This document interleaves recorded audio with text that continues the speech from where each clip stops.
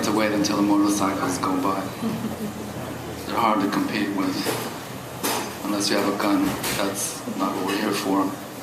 My first experience with dance was I was around 12, and for some reason I was in a class, a dance class, I think because some girl I liked was in it, so I was following her. Because it was ridiculous, it was like ballroom dancing or cha-cha or something like that.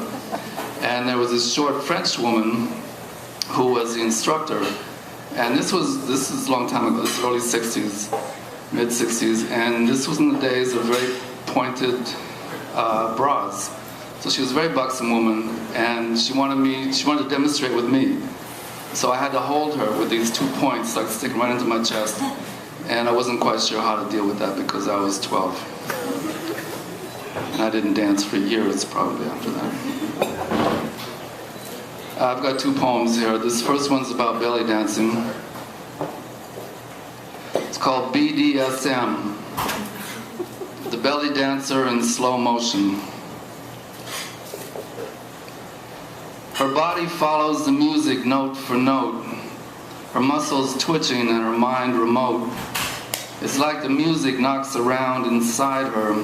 Everybody's life is getting lighter in the presence of her balancing act, leaning over backwards, it's a fact, and balancing her chi-chis on her chest.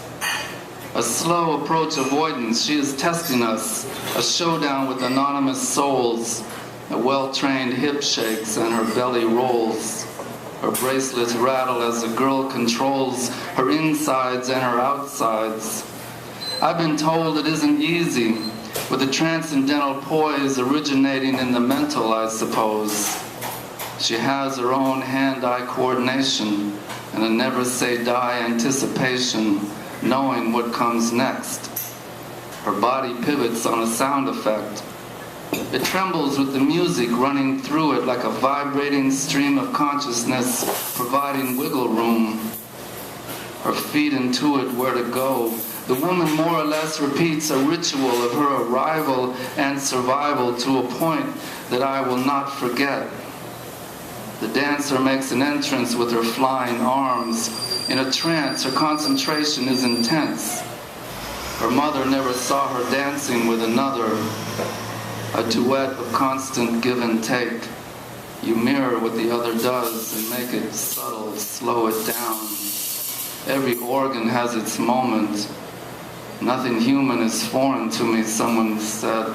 The body parts, particularly servicing the arts with the nervous system, is connected to the universe. The unexpected has an effect.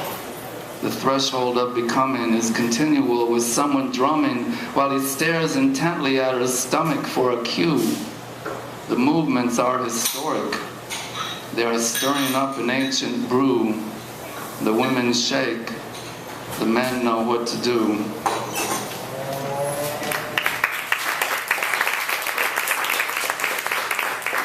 Thank you. This is really a change of pace here. This is not ballet. I've seen a few in my time, and I like it most of the time. Called In Anticipation of the Ballet.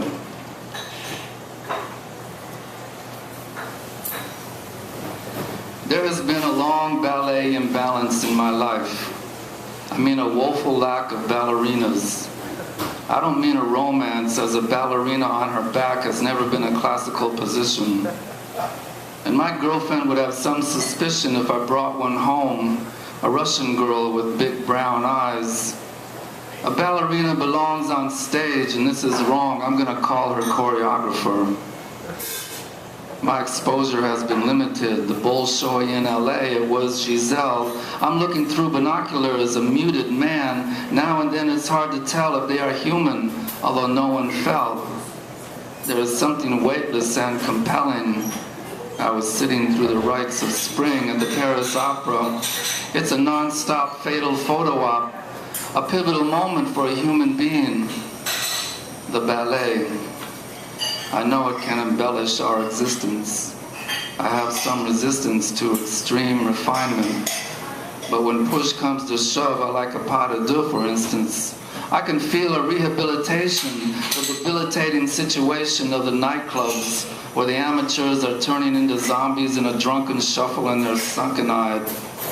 It also isn't musical chairs. It is more reflexive than reflective. The requirements are so elitist, they are specializing and selective, on display and playing with the latest move. It comes with choreography, and they are kissing off photography and languages, looking for relief in the unthinking with its winged heels, so they are feeling whole. They are coming to it like a new belief. The leggy research of a skinny woman reaching for the heavens with her toes and stretching her luck. The impulse not uncommon, but the pulse is hard to beat. A pose impossible for most and more athletic than a lot of runners. The kinetic toe the line. Is it a Greek ideal when theater is overlapping track and there's a second act? The curtain falls, I'm going through the ceiling. It isn't often. In the ordinary rules, the beautiful is transitory, and according to the commentary and illusion, it's the same old story, the sweat and tears behind a moment of grace. The effort just to redefine your place on earth. A ballerina is a change of pace, and she appears to be at peace with a man's release, depending on the kindness of a stranger. Ballet is hard to manage. The ballistic, the coordination, and the physics, while behind the scenes the realistic has them in its grip. The neo-mystic is directing what occurs on stage. When they are off, it hurts, and there is damage to the delicate divine construction of a foot, if not a feminine tendon, but they have a tendency to heal. The show is an instruction. Can you muscle in on the refined? Is it never more for Nureyev?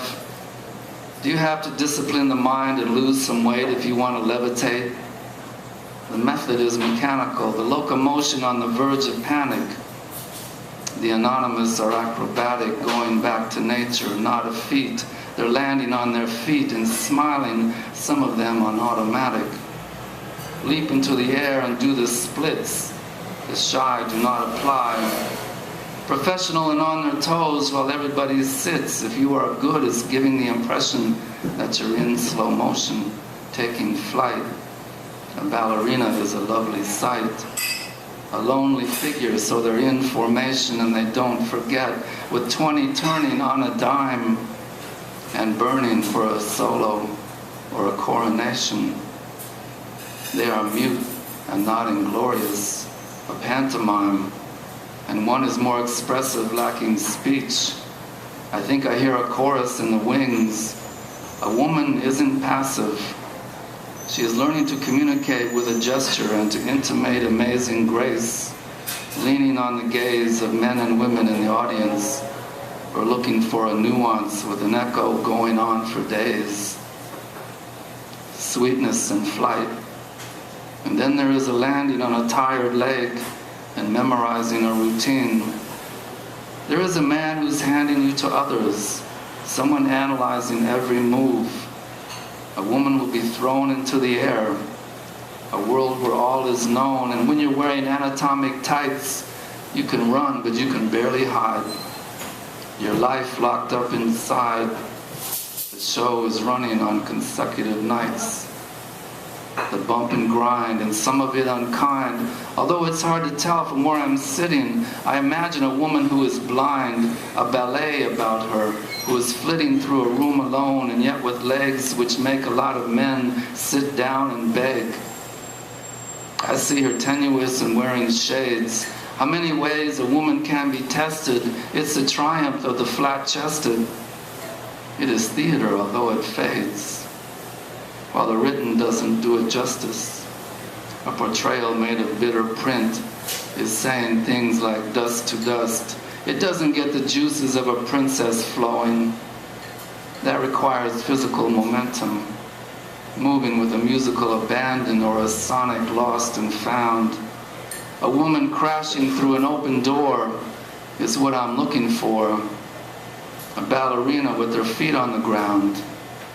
someone leaping to conclusions while the critics want to bite the ballet, a ballerina having few illusions, a leg is no confusion, a delay in space, the music a flotation device, invidious women looking at the ice water in her veins and her remote control, walking on the water of a sound wave is a way to behave as she patrols the borders of the soul.